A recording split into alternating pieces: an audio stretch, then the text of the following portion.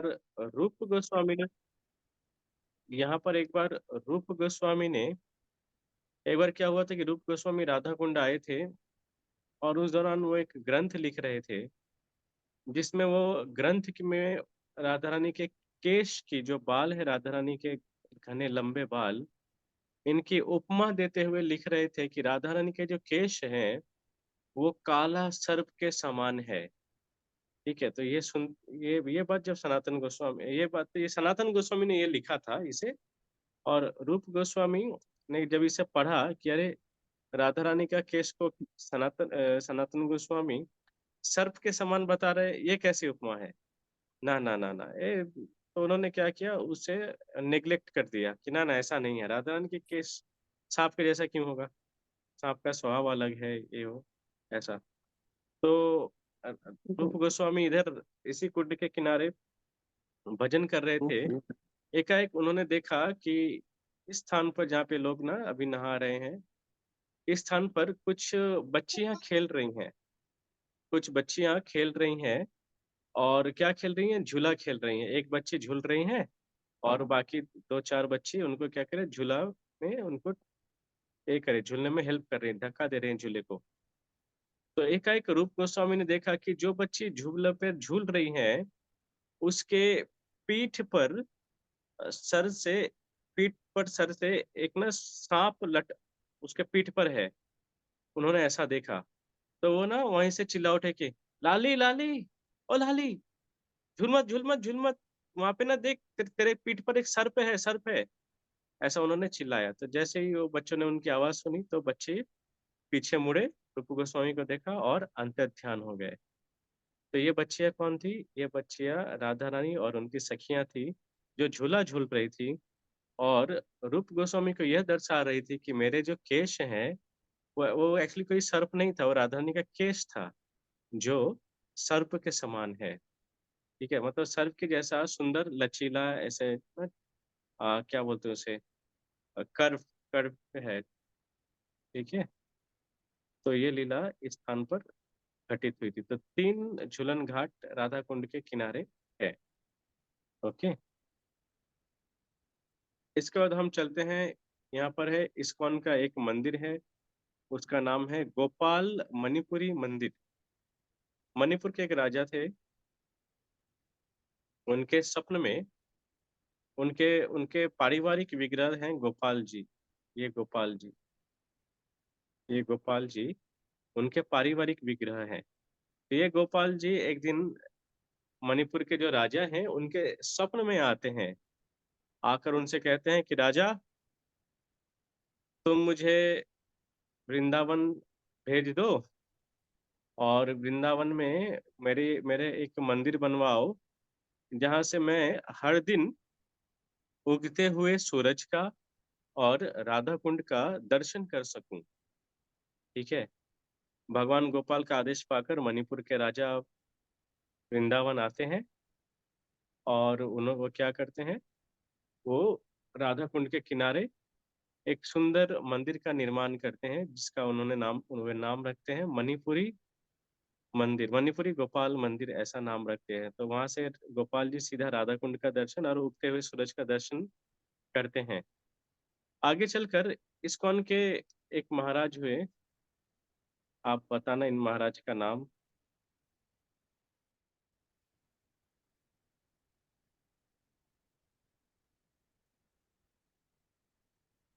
ISKCON के एक महाराज से जिन्होंने life comes from life, PP Thomas, ऐसा कुछ नहीं, नहीं क्या नाम था उनका, सतस्वरूप महाराज शायद। ठीक है, मैं देख लेता हूँ एक बार वो महाराज का नाम, साइंटिस्ट थे वो। अभी उनके कुछ दिन पहले तिरुभाव गया। आपको मालूम है इन महाराज का नाम।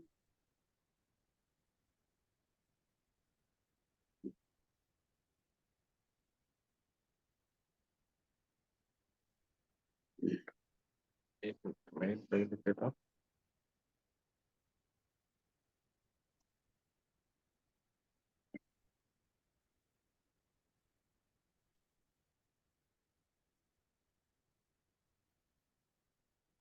सतस्वरूप महाराज, यही नाम है।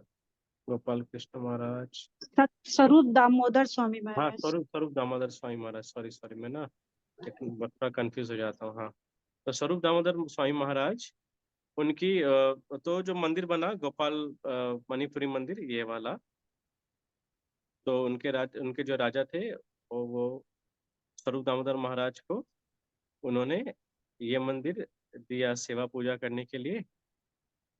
तो ये राधा कुंड के किनारे उनकी मंदिर है, और उनका समाधि भी, महाराज की समाधि भी, देखो आपको ये मंदिर का थोड़ा और दृश्य दिखाता हूँ। यहाँ पे सुबह इसे बजाया जाता है घंटे के रूप में। मणिपुरी का ना ये ट्रेडिशन है, पहाड़ी इलाके में ऐसा दिखता है।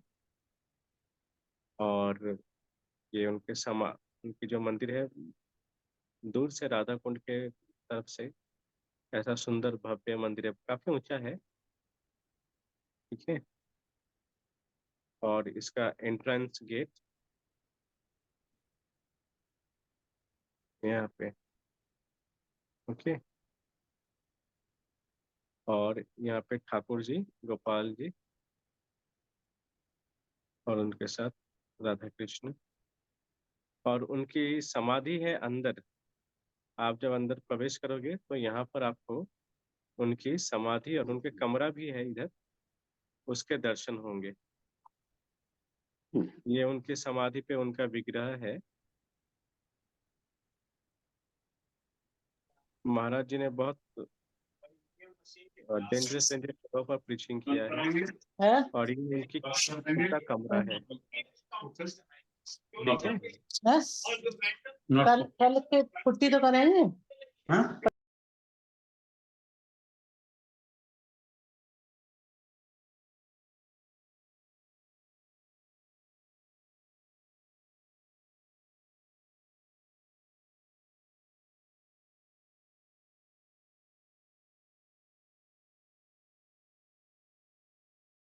हरे कृष्णा प्रभु जी। प्रभु जी आप अनम्यूट कर लीजिए, म्यूट हो गए हैं। ओ सॉरी, माफ करना। हाँ, अब ठीक है, आवाज आ रही? यस यस प्रभु जी। ओके, तो ये है श्रीनिवास आचार्य का कुंज। श्रीनिवास आचार्य हमारे जीव गोस्वामी वृंदावन में भक्तों को प्रशिक्षण दिया करते थे, जिसमें नरोत्तम दास ठाकुर, श्रीनिवास आचार्य, और भी अन्य भक्त उनसे परीक्षण ट्रेनिंग लेते थे।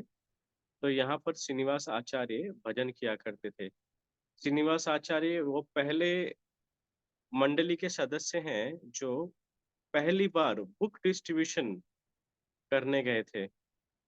उनका ये उनकी यहाँ पे श्रीनिवास आचार्य का समाधि,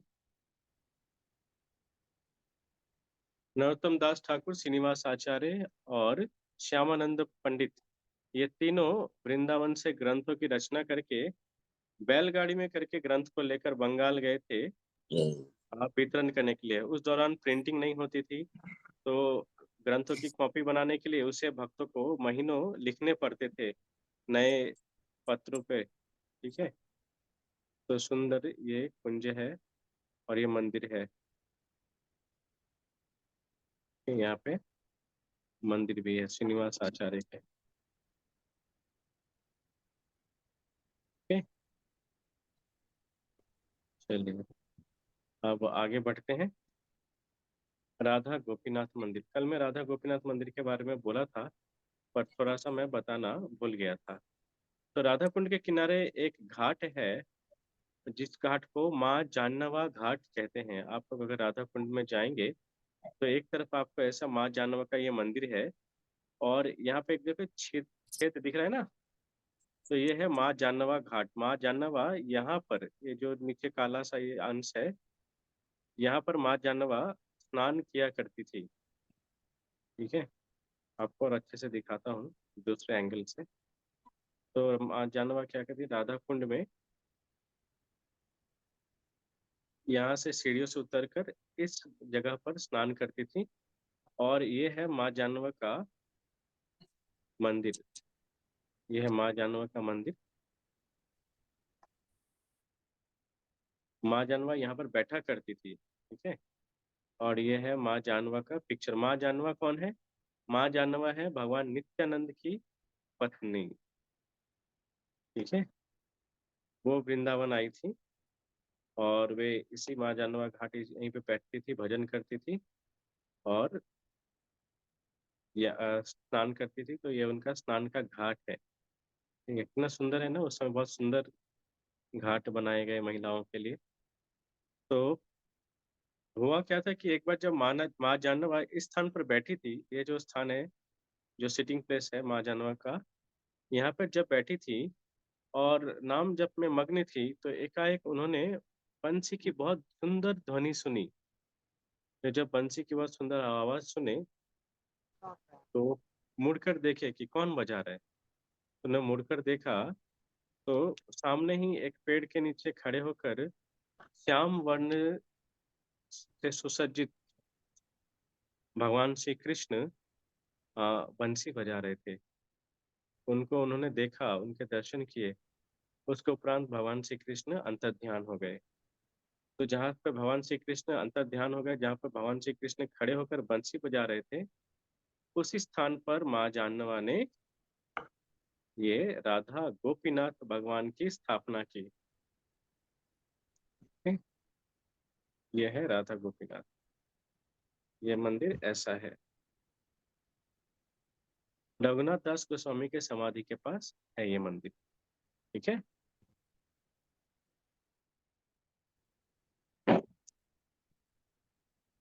रघुनाथ दास गोस्वामी की समाधि के बाद जीवा, कल तो मैंने रघुनाथ दास गोस्वामी की समाधि के बारे में कहा, फिर जीवा मंदिर के बारे में कहा। कृष्णदास कविराज गोस्वामी का भजन कुटीर आपको दिखाता हूँ।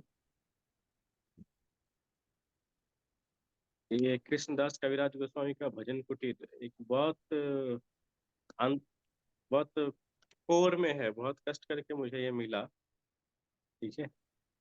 देखो यहाँ पर कृष्णदास कविराज गोस्वामी भजन करते थे और चैतन्य चैतामृत के कुछ पदों, कुछ अंश उन्होंने यहाँ पर भी लिखे, जिसे उन्होंने अपने गुरुदेव से सुना था। कृष्णदास कविराज गोस्वामी कौन है, आप लोगों को मालूम है ना। उन्होंने चैतन्य चैतामृत की रचना की, ठीक है। उसके उपरांत यहीं पर हम दर्शन करेंगे श्रील विश्वनाथ दास चक्रवर्ती ठाकुर का भजन कुटीर। विष्णुदास चक्रवर्ती ठाकुर वो है जिन्होंने संसार दावानल भजन की रचना की। उनका भजन कुटीर भी इसी राधा कुंड के किनारे है। ये रहा, ठीक है। हरे कृष्णा हरे कृष्णा जय। और इसके पास है रघुनाथ दास गोस्वामी का भी भजन कुटीर। रघुनाथ दास गोस्वामी की समाधि उधर राधा कुंड के पास है और इस तरफ उनकी भजन कुटीर है।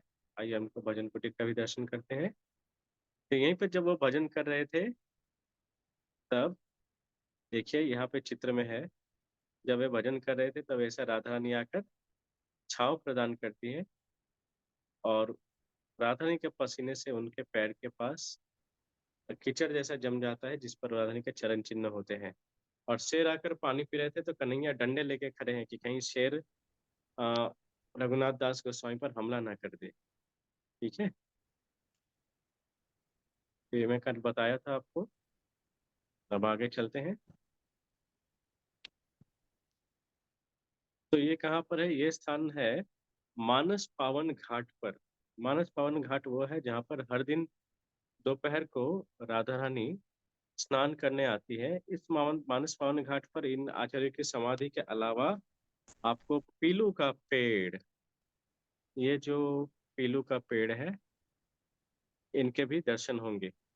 इस पीलू के पेड़ के बारे में थोड़ा सा डिटेल और बता देता हूँ आज कि अ, भगवान श्री कृष्ण एक बार राधा कुंड के किनारे भी, नंदगांव में भी किया था उन्होंने, इधर भी किया था, राधा कुंड के किनारे वो मोती को रोपण करते हैं, ठीक है। मोती का जब रोपण करते हैं तो वहां से ये सुंदर पेड़ प्रकट होता है, ठीक है। नहीं, माफ कीजिएगा, भगवान श्री कृष्ण एक बार राधा कुंड के किनारे इस पेड़ का रोपण करते हैं, इस पीलू के पेड़ का रोप रखते हैं, पर इस पीलू के पेड़ से मोती की उत्पत्ति होने लगती है। ठीक है। तो इस पेड़ को भगवान श्री कृष्ण ने स्वयं रोपण किया था। और ये पेड़ कौन है? तो काशी के एक ब्राह्मण थे जिनका बहुत तीव्र इच्छा थी राधा रानी की सेवा करने की। तो वही ब्राह्मण आगे चलकर एक पीलू के पेड़ के रूप में राधा कुंड के किनारे रहे, और हर दिन दोपहर को जब राधा रानी स्नान करते आती है, और तो सखियां वो सब अपने वस्त्र इसी पीलू के पेड़ के ऊपर रखते हैं। तो इनकी ये लीला कैसे पता चली? इनके बारे में इन्होंने खुद विश्वनाथ दास चक्रवर्ती ठाकुर को बताया था। जब विश्वनाथ दास चक्रवर्ती ठाकुर यहाँ भजन करते थे, तब ये पेड़ ने अपना परिचय देते हुए विश्वनाथ दास चक्रवर्ती ठाकुर को अपना परिचय दिया। ठीक है, बहुत दिव्य पेड़ है मानस पवन घाट पर। आप इसको अवश्य प्रणाम निवेदन करें अगर कभी जाते हैं तो। ठीक है, चलिए अब आगे चलते हैं। आगे कल हम लोग ने तीन गोस्वामी की समाधि का दर्शन किया, और एक बार आपको दिखा देता हूँ तीन गोस्वामी की समाधि के बारे में। और नहीं बता रहा, बस आपको चित्र दिखा रहा हूँ, वीडियो।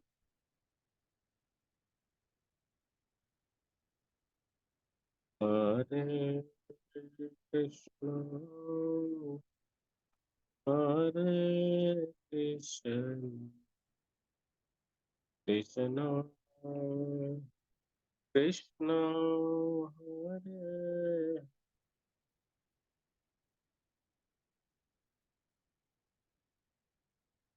ठीक है, ये तीन गोस्वामी की समाधि होगी। और गोपाल भट्ट गोस्वामी का भजन कुटीर, इसी के पास गोपाल भट्ट गोस्वामी का भी भजन कुटीर है। गोपाल भट्ट गोस्वामी जिन्होंने राधा रमन लाल को प्रकट किया, वे भी राधा कुंड के किनारे कुछ समय भजन किए थे, और उनका भजन कुटीर भी यहीं पर उपस्थित है। ठीक है, हरे कृष्ण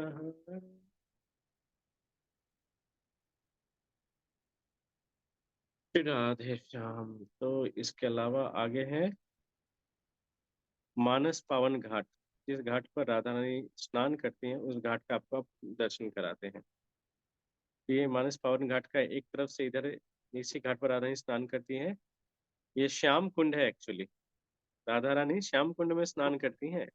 ठीक है? और दूसरे तरफ से आप ये मानस पावन घाट का दर्शन कर सकते हैं जो। ठीक है, यहीं पर आप देखो सीढ़ियों पे आपको पीलू का पेड़, और ये वाला है पंच पांडव पेड़, जिनमें से चार नष्ट हो गए, अब सिर्फ युधिष्ठिर महाराज जी हैं, उनका पेड़ यहाँ पर है। ओके,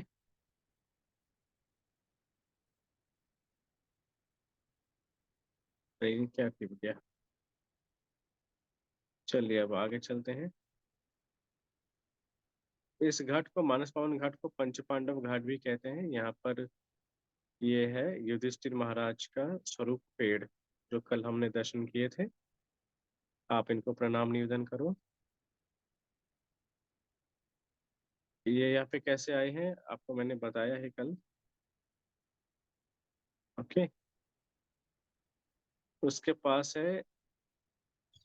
तो अब हम चलते हैं भक्ति विनोद ठाकुर के घर। भक्ति विनोद ठाकुर वृंदावन में राधा कुंड के किनारे थोड़ी सी दूर पर यहाँ पर रहते थे। यहाँ पर भक्ति विनोद ठाकुर और भक्ति सिद्धांत सरस्वती ठाकुर का भी कमरा है।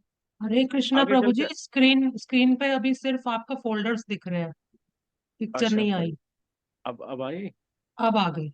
हाँ, तो ये भक्ति सिद्धांत सरस्वती ठाकुर और भक्ति विनोद ठाकुर का घर है राधा कुंड के वहां पर।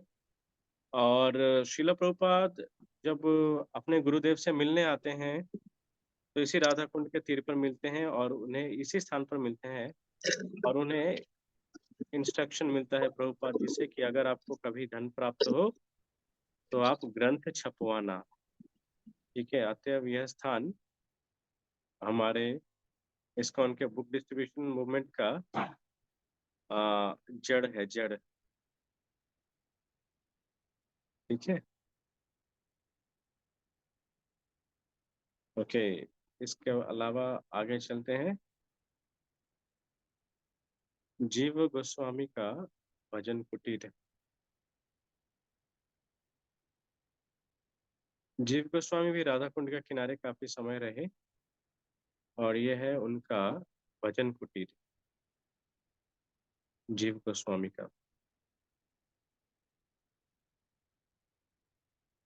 ओके। यहाँ इस स्थान पर अक्सर बहुत गाय देखी जाती है जो राधा कुंड की परिक्रमा करते हैं और इन आचार्य के मंदिरों का दर्शन भी करते हैं। मिस्टिकल है थोड़ा।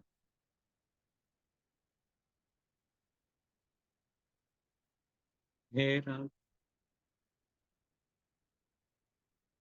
पंडित जीव गोस्वामी का भजन कुटीर। ठीक है, जय जय राधे श्याम।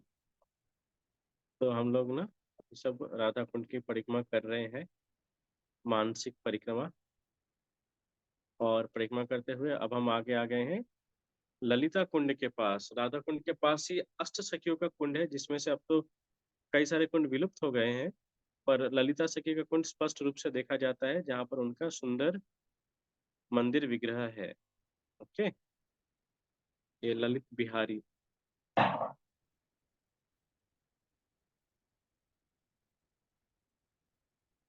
और ये देखिए, इस पार राधा कुंड है, सॉरी, इस पार ललिता कुंड है, और उस पार अन्य सखियों के कुंड है, अष्ट सखियों के कुंड है। ठीक है, पर अभी बहुत सारे कुंड विलुप्त हो गए, कुछ केवल कुछ ही मात्र बचे हैं। और इसका एक दृष्टांत दृष्टि आपको दिखाते हैं, अन्य एंगल।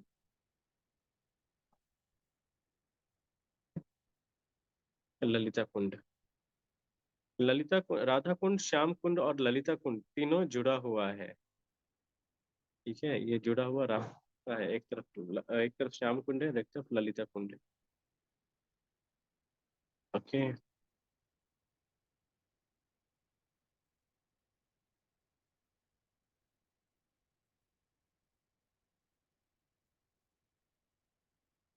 चलिए आगे चलते हैं। माधवेंद्र जो हमारे चैतन्य महाप्रभु के गुरुदेव हुए ईश्वरपुरी, उनके गुरुदेव हुए माधवेंद्रपुरी। माधवेंद्रपुरी भी गोवर्धन में रहते थे, और वो हर दिन गोवर्धन की परिक्रमा करते थे।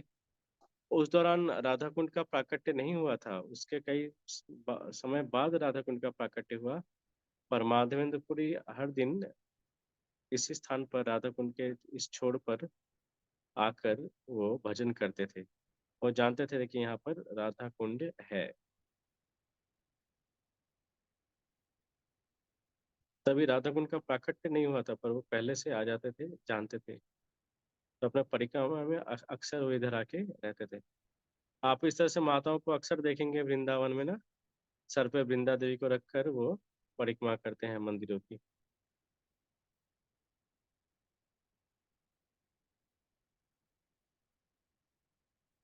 गोपी कुप के बारे में तो मैंने कल आपको बताया। ओके, चैतन्य महाप्रभु की बैठक का आज अच्छे से दर्शन करते हैं। तो राधा कुंड के किनारे एक बहुत विशेष स्थान है, जो है चैतन्य महाप्रभु की बैठक। चैतन्य महाप्रभु राधा कुंड में इसी स्थान पर भजन करते थे। और तमाल वृक्ष के नीचे बैठकर उन्होंने राधा कुंड के बारे में सबसे जानना चाहा, पर कोई उन्हें बता नहीं पा रहे थे। उसके उपरांत महाप्रभु ने जब खेत की ओर देखा, तब उन्हें दिव्य दृष्टि के माध्यम से उन्होंने राधा कुंड की खोज की थी। ठीक है,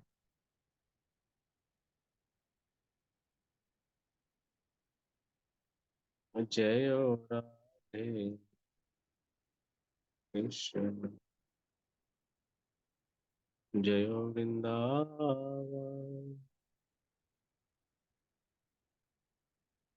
के राधे। ओके, इसके अलावा इधर सनातन गोस्वामी की भी बैठक है, राधा कुंड के पास ही सनातन गोस्वामी का भी बैठक। ब्रज विकास ट्रस्ट का मंदिर के प्रांगण में नित्यानंद प्रभु, गौरांग महाप्रभु, सनातन गोस्वामी इत्यादि के पाद चिन्ह है। और ये है वहाँ के ठाकुर जी सुंदर।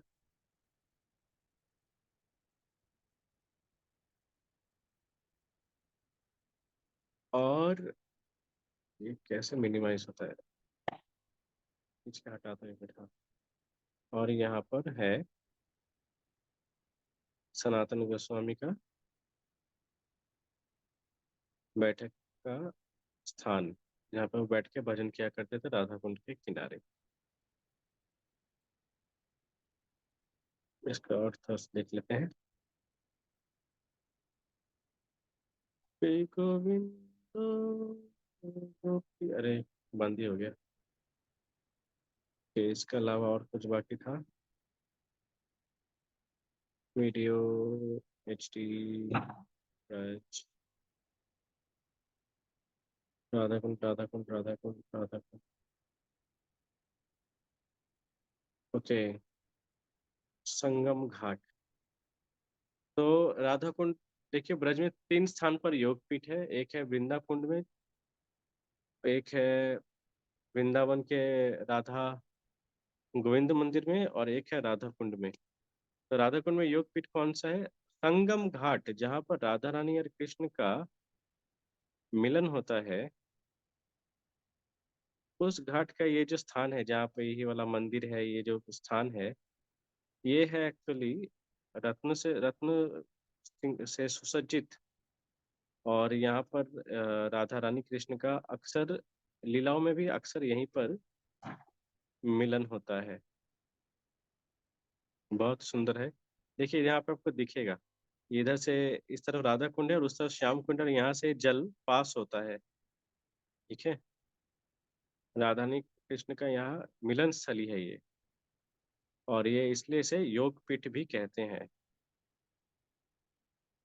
ओके माता जी, थोड़ा लाइट जला दो तो। यहाँ पर आपको राधा रानी के चिन्ह भी मिलेंगे, और एक सुंदर गिरिराज का मंदिर भी है। ठीक है, नीचे वाला, हाँ देखिए ये जल उस पार जा रहा है श्याम कुंड में। ओके, चलिए राधा रानी के कृष्ण के चरण चिन्ह का भी आप दर्शन करें।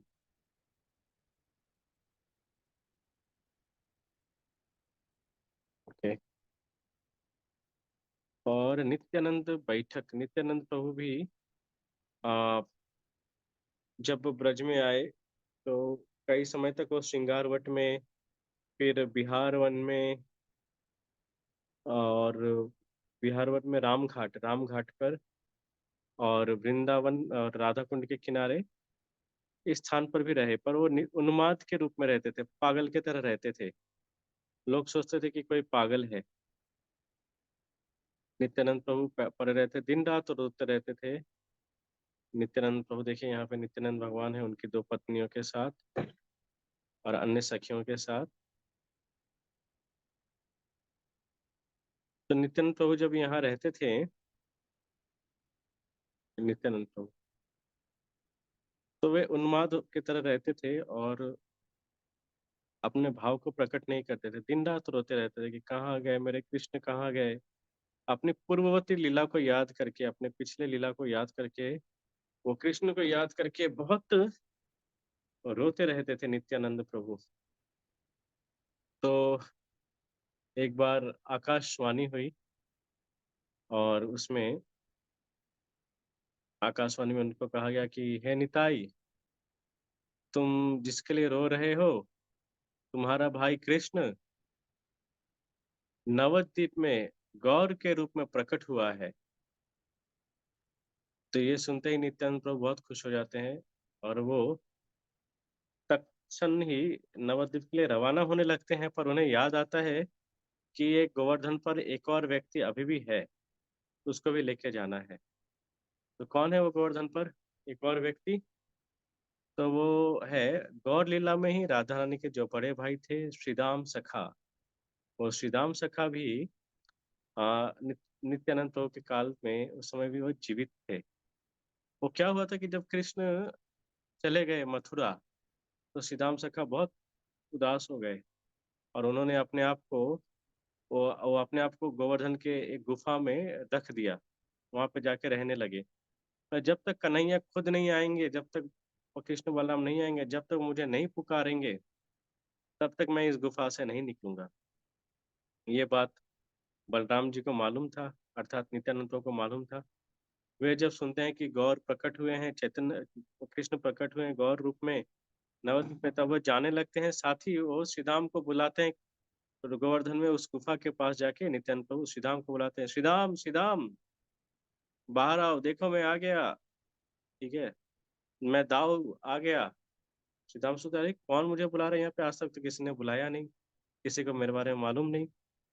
तो श्रीधाम सखा गोवर्धन से बाहर निकलते। वो जब गोवर्धन से बाहर निकलते उन वो काफी लंबे थे और नित्यानंद प्रभु उनके मुकाबले काफी छोटे थे। तो बोलते, अरे तुम कौन हो?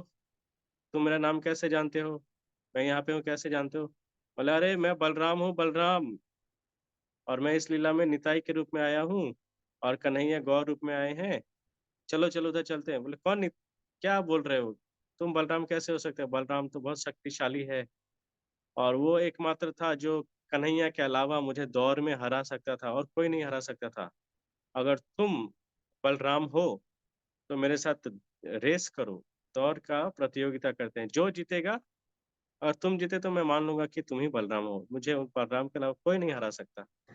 ऐसा कहते हुए शर्त लगती कि कौन गोवर्धन का पहले एक बार पहले परिक्रमा करके आ सकता है, मतलब दौड़ कर एक चक्कर लगा सकता है।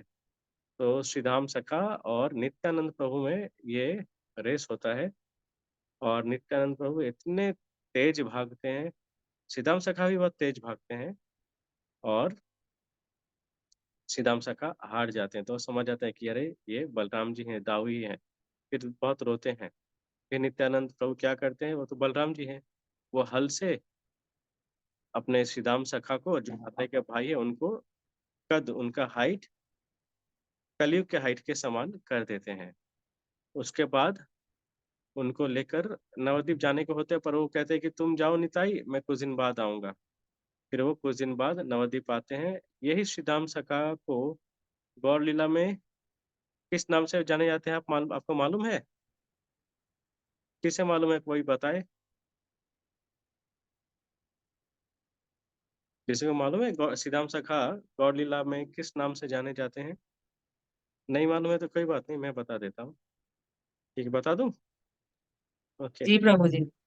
हाँ, तो श्रीधाम सखा गौर लीला में अभिराम ठाकुर के नाम से जाने जाते हैं। नित्यानंद प्रभु के ना अ, संतान होती थी, तो अभिराम ठाकुर का एक गुण था कि कोई अगर नकली चीज या कोई अगर मतलब अवगुण, जिसके ज्यादा गुण नहीं है, वो अगर उनके सामने आ जाते थे, तो वो जाके अगर उसे प्रणाम करते थे तो वो मर जाता था। ठीक है, जैसे मान लीजिए किसी मंदिर में ठाकुर जी की स्थापना की गई है और वो ठाकुर जी की जो क्वालिटी है उतनी अच्छी नहीं है, मतलब उसमें ना उसका जो श्रृंगार है, ये श्रृंगार नहीं कहेंगे, उनके जो कदकाठी जैसा भी होने चाहिए विग्रह की उपमा के अनुसार, वैसा अगर नहीं है, तो वो अगर प्रणाम करते थे तो विग्रह टूट जाता था। और नित्यानंद प्रभु को जब संतान हुआ तो अभिराम ठाकुर आए, अर्थात श्रीराम सखा आए, अभिराम ठाकुर आए और उनके संतान को प्रणाम किया। अरे निताई के संतान को प्रणाम किया। जैसे ही प्रणाम किया, वो संतान की मृत्यु हो गई, क्योंकि वो संतान नित्यानंद प्रभु के संतान बनने के पूर्ण रूप से अयोग्य था। ये इसलिए वो ऐसे करे मृत्यु हो गई। ऐसे कई सारे संतान उनके मृत्यु हो गई थी। अभिराम ठाकुर हर बार आते और उन्हें प्रणाम करते। तो नित्यानंद प्रभु का जब संतान हुआ, वीरभद्र जुड़वा संतान हुए, वीरभद्र गोस्वामी और गंगामणि देवी। गंगामणि देवी, माफ करना, वीरभद्र गोस्वामी और शायद गंगामणि देवी, उनकी दो संतान थी, जुड़वा थे। तो वे जब प्रकट हुए तब अभिराम ठाकुर आए और नित्यानंद प्रभु डर रहे थे कि अब ये फिर प्रणाम करेगा, तो कुछ अमंगल ना हो जाए। पर इस बार जब प्रणाम किया तो उनको कुछ नहीं हुआ। ये वीरभद्र गोस्वामी महाविष्णु के अवतार थे, ठीक है, और इन्होंने बंगाल में बहुत प्रचार किया। ठीक है, तो ये है हमारा राधा कुंड का क्विक 2 दिन का दर्शन। ओके, अगले बार जब हम क्लास करेंगे तो अपने लीलाओं को कंटिन्यू रखेंगे। तो हम लोगों ने ब्रज लीला में कौन कौन से स्थान का दर्शन किया है, कोई मुझे बताएगा अब तक? मैं प्रभु जी, लिख लेता राधा हूँ, दामोदर, राधा मदन मोहन। 1 मिनट मैं लिख लेता हूँ। हाँ, राधा दामोदर, राधा मदन मोहन, कालिया कालिया घाट। दे, कालिया घाट। ओके, और राधा श्याम सुंदर। राधा श्याम सुंदर, और अभी राधा कुंड, राइट। हाँ, राधा कुंड। तो देखिए, हमने राधा दामोदर में जीव गोस्वामी और रूप गोस्वामी के समाधि का दर्शन किया, ठीक है ना। जी भूगर्भ गोस्वामी के समाधि का दर्शन किया। राधा मदन मोहन में राधा दामोदर में रूप गोस्वामी का, राधा मदन मोहन में सनातन गोस्वामी का, राधा दामोदर में जीव गोस्वामी का, 3 गोस्वामी के समाधि के उधर दर्शन हो गए। श्याम सुंदर में श्यामानंद प्रवीण का ऊपर, ये हमारे 6 गोस्वामी में ये नहीं आते। और राधा कुंड में रघुनाथ दास गोस्वामी की समाधि के दर्शन हो गए, अर्थात हमारे 4 समाधि, 4 गोस्वामियों के दर्शन हो गए, ठीक है ना। और इसके अलावा 2 और आचार्य बनते हैं, बचते हैं, गोपाल भट्ट गोस्वामी और रघुनाथ भट्ट गोस्वामी। तो रघुनाथ भट्ट गोस्वामी की तो अस्थि समाधि थी, ठीक है। जी। तो ये राधा कुंड के तीर में भी था, जो मैं कल दिखाया, रघुनाथ भट्ट तीन गोस्वामी की। तीन समाधियों में से एक था हाँ, जो। एक था, हाँ।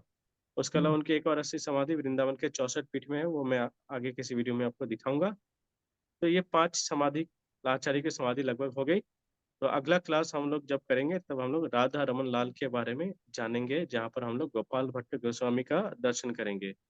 उसके बाद हम लोग राधा गोकुलानंद का, उसके बाद हम लोग राधा गोपीनाथ का, उसके बाद हम लोग राधा गोविंद देव का दर्शन करेंगे, ठीक है। हरि बोल। हरी बोल। तो आप सभी को अच्छा लग रहा है ये जी ब्रज प्रभु जी, यात्रा? सोचा नहीं था हाँ राधा कुंड के आसपास इतनी लीला स्थली हम देख लेंगे। प्रभु जी, मुझे एक चीज पूछनी है। कल आपने बताया था कि हमें राधा कुंड की परिक्रमा करनी चाहिए कुंडेश्वर महादेव को प्रणाम करके, स्टार्टिंग ना। हाँ हाँ। तो आप ऑर्डर बता सकते हैं, वहां से चलेंगे तो किस ऑर्डर में आएंगी ये सब आप स्थलियां? जैसे ही कुंडेश्वर महादेव को प्रणाम करेंगे ना, उसके बाद आपको मणिपुरी गोपाल मंदिर आएगा। जैसा जैसा आएगा फिर वैसा वैसा परिक्रमा करनी है, और कुछ ऑर्डर नहीं है, सिंपल। ठीक है, और वहीं पे वंदे आके मातरम। खत्म करनी है? आप वहीं पे आके खत्म करनी है, जी। ठीक है। ठीक तो सबको अच्छा लग रहा है? बहुत सुंदर। हाँ जी, हाँ बहुत जी, आसान बहुत भी अच्छा है, प्रभु जी। बहुत अच्छा है। ठीक बहुत है, बढ़िया। बहुत धन्यवाद आप सभी का। थैंक यू प्रभु जी। प्रभु जी, जो भी आप लोगों ने नेक्स्ट थर्सडे शायद छोटी दिवाली होगी, तो आप अवेलेबल होंगे? छोटी दीपावली, अच्छा, गोवर्धन अच्छा, कोई और टाइमिंग है क्या, कर सकते हैं उसके पहले, या फिर कुछ दोपहर के प्रभु जी, समय, या कुछ और टाइम? आप माता जी से डिस्कस कर लेना, सबसे डिस्कस कर लेना, फिर मुझे मतलब बताना। डिफरेंट डे और टाइम भी डिफरेंट, ये कहना चाह रहे हैं आप? आ, मैं आपको ऑप्शन देता हूँ, या तो डिफरेंट डे, या हम्म। फिर उसी दिन ही करेंगे, पर हम लोग थोड़ा पहले करेंगे, 12 बजे, 1 बजे, 11 बजे, ऐसा कोई टाइम पर जो संभव हो सके, ठीक है। ठीक है प्रभु जी। ओके। और मैं देख रहा हूँ कि वैसे तो काफी भक्त हैं इस लिस्ट में, इस क्लास में, ठीक है, पर मेरा आप सबसे अनुरोध है कि और भक्तों को जोड़िएगा, क्योंकि बार बार ब्रज यात्रा शायद ना हो पाए, ठीक है। तो मैं जी यस। जान से आप लोग को बहुत अच्छे अच्छे चीजें शेयर करने का कोशिश कर रहा हूँ, जो शायद ही कोई बताए या फिर कुछ। तो इसलिए आप और भी भक्तों को जोड़िए, जिससे कि ना वो सब इसका लाभ ले सकें, ठीक है। ठीक है Prabhu ji. Thank you okay, Prabhu ji. Please thank you. Accept our वैष्णव प्रणाम। स्वांशा कल्पतरुभ्यश्च कृपा सिंधुभ्येव च पतितानां पावनेभ्यो वैष्णवेभ्यो नमो नमः। कोटि वैष्णव वृंद की जय। जय। थैंक यू प्रभु जी। सभी भक्त प्रभु जी को थैंक यू कह सकते हैं। बहुत धन्यवाद। हरे कृष्णा प्रणाम प्रभु प्रभु जी, हरे हरे कृष्णा, कृष्णा। दंडवत प्रणाम। वंडरफुल क्लास के लिए प्रणाम प्रभु जी।